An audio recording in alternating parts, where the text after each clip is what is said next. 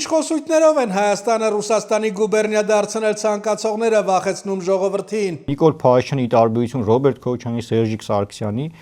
շատ լավ հարաբերություններ ունի Ռուսաստանի Դաշնության ղեկավարի հետ, եւ այդ հարաբերությունները կառուցվում են միմիայն Հայաստանի Հանրապետության պետական շահը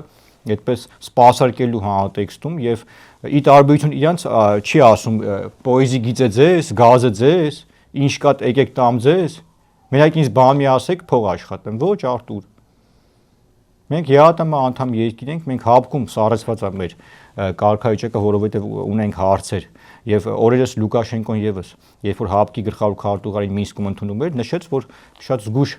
ասեց պետքա լինեք հայերի հետ, որովհետեւ նրանք օբյեկտիվ հարցեր ունեն այդ համատեքստում, արդեն բոլորը հասկանում են, որ մենք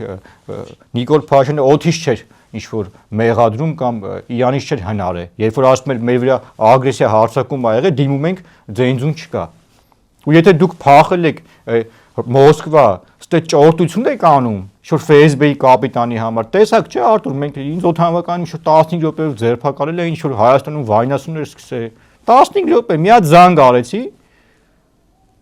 ու այդ ճորտերը ոտքի կանգնեցին, որտեղ մենք ուր մտնում ենք, ոտի ենք այնում։ Ու սա պետք է դուք հասկանաք ակաժներիդ օղանեք Սիրուշոյի գլխավորությամբ, Քոչարյան Ռոբերտ ու ճտեր։ Այդ շրջապատովը թանդեր ծարա։